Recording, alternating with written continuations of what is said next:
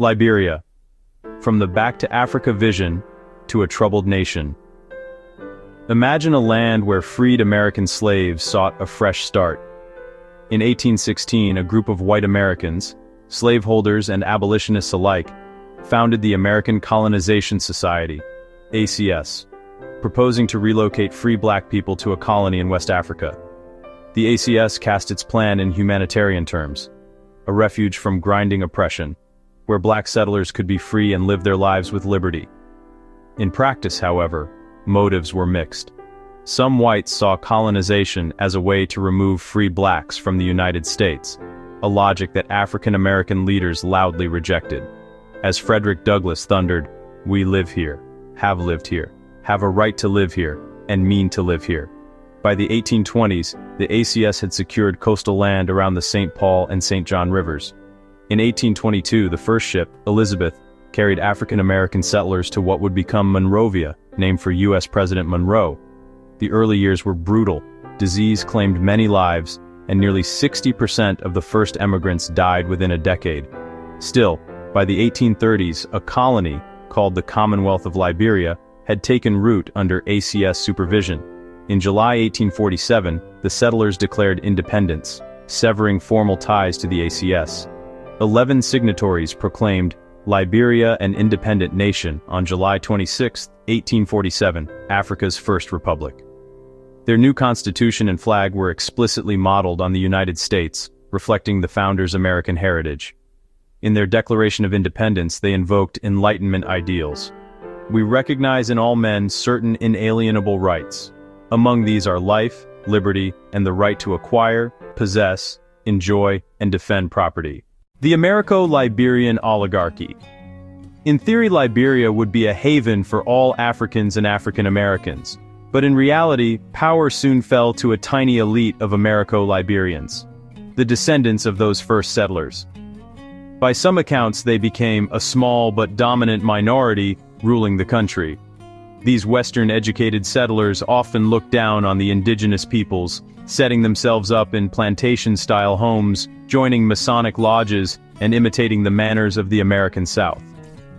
They concentrated in the coastal cities, while the dozens of ethnic groups in the interior remained largely governed by traditional chiefs and subsistence agriculture. Tensions grew. The Americo-Liberian government imposed taxes, annexed lands, and at times forced tribal men into labor for public works. An international inquiry in the 1920s even documented the exploitation of indigenous Liberian workers by the Americo-Liberian elite. In other words, settlers who had escaped American racism sometimes built a society with its own hierarchy. Critics likened Liberia to a plantation society turned upside down. Pan-Africanist Martin Delany bluntly called the ACS project a miserable mockery, a racist scheme to rid the United States of free blacks. Nationally, Americo-Liberians ran a one-party state, the true Whig Party, from independence until 1980, controlling politics, land, and wealth at the expense of most Liberians. Yet Liberia was not static. In the early 20th century, it maintained its independence through savvy diplomacy during the scramble for Africa. Americans and Europeans even eyed Liberia as a strategic ally. President Taft made Liberia a foreign policy priority. Still, the social gap remained wide. As one historian put it, Americo-Liberian leaders built grand mansions and oppressed some of the indigenous people, whom they saw as heathens, a style of rule that over the years caused this destabilization. In short, the seeds of resentment were sown long before any bullets flew. William Tubman. Modernization and limited unification. When William V.S. Tubman became president in 1944, he launched a new era. Tubman, himself descended from a family of settlers, was later dubbed the father of modern Liberia, for the dramatic economic growth under his rule. He opened Liberia's open door to foreign investment, attracting billions in U.S. aid and corporate money. New roads, schools, and rubber plantations, notably by Firestone, went up across the country. Amid prosperity, Tubman also broached the stubborn question of Americo versus indigenous Liberians. He extended voting rights to tribal peoples, first in 1951, fully by 1963, and promoted a policy of national unification to reduce the social and political differences between the two groups. In his own words, Liberia needed to be a home for all its citizens. Under Tubman, many indigenous Liberians did enter government and commerce, and he publicly embraced notions of one Liberian identity. Even so, critiques continued. Some said Tubman's development projects skirted controversy, and that foreign capital, like Firestone's concessions, created dependency. And while richer and more unified, Liberia under Tubman was still essentially run by settler descendants. The next president, William Tubman, Tubman's own vice president and distant cousin, promised further reforms, but his tenure would not last. The 1980 coup and Samuel Doe. That fragile balance shattered on April 12, 1980. In the dead of night, Master Sergeant Samuel K. Doe, an indigenous Kron soldier, stormed the executive mansion in Monrovia. Over the course of a few hours, Tolbert and most of his cabinet were executed. As one diplomatic account notes, Liberia erupted in violence on April 12, 1980 as Doe seized power, ending 133 years of political dominance by Americo-Liberians. It was a watershed. The class rule born of American colonialism was swept aside. Initially, Doe was hailed by many ordinary Liberians as a hero of the interior. He promised democracy and spoke in indigenous languages on radio. Liberia's flag even changed briefly to feature a new local emblem. But Doe's regime soon grew dictatorial. He cracked down on dissent and clung to power. In 1985, he staged Liberia's first elections, which international observers decried as rigged. By the late 1980s, dissatisfaction ran high. Unpaid taxes, favoritism toward Doe's allies, and chronic poverty fueled anger, especially among the ethnic groups Doe mobilized. Civil wars and Charles Taylor Liberia plunged into chaos in late 1989. On December 24, Charles Taylor, a disgruntled former government official turned rebel, crossed from neighboring Côte d'Ivoire with his National Patriotic Front of Liberia, NPFL. He and his fighters launched the First Liberian Civil War, aiming to overthrow Doe. Taylor was a complex figure, a US-educated Liberian with Americo and Gola indigenous roots. He painted himself as a liberator. In fact, the war quickly became a nightmare of ethnic killing, amputations, and massacres. By 1990, Doe had been captured and brutally executed on camera by a splinter militia. Warlords multiplied. Factions like Ulimo joined Taylor's fight for Monrovia. For years, the country was torn apart. Foreign peacekeepers, ECOWAS troops, intervened, but no side prevailed. Taylor's forces controlled much of the countryside, while Monrovia was besieged.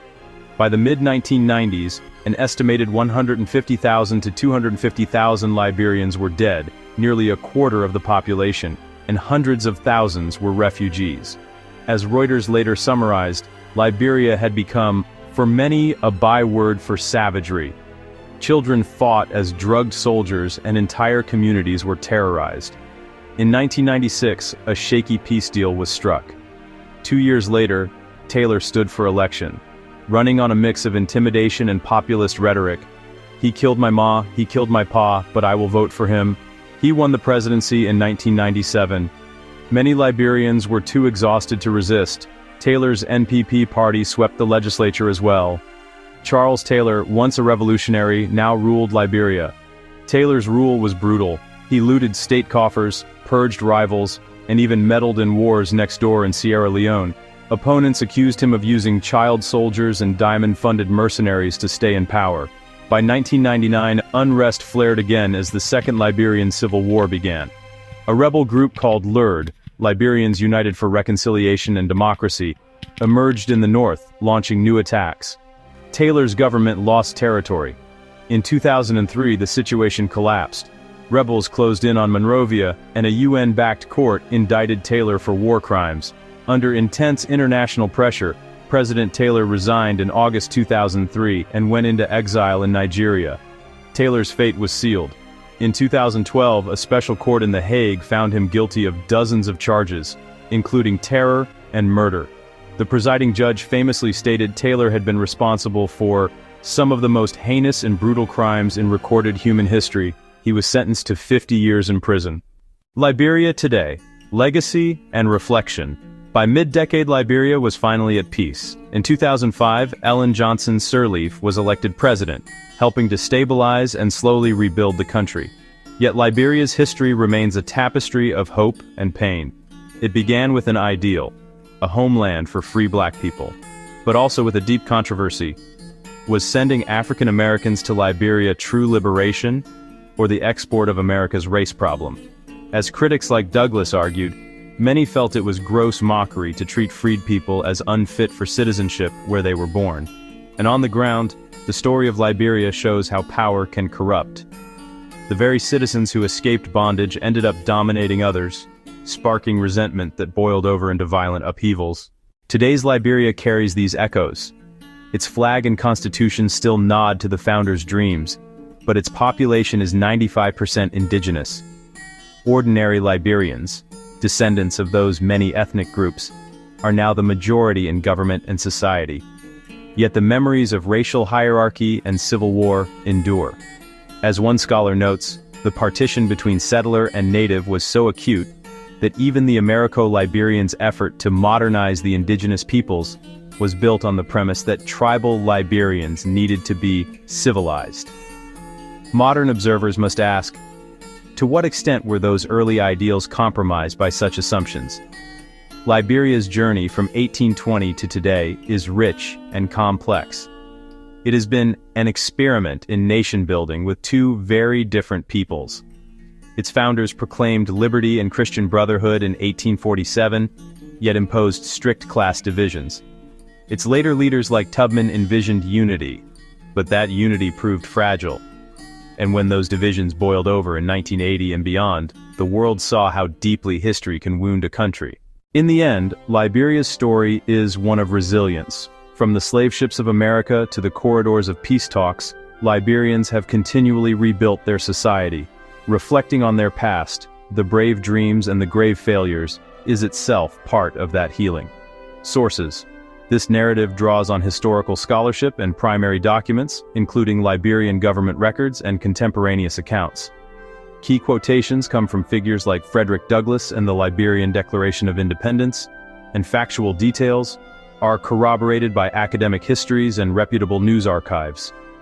These sources illustrate both the aspirations and controversies that have shaped Liberia's unique path.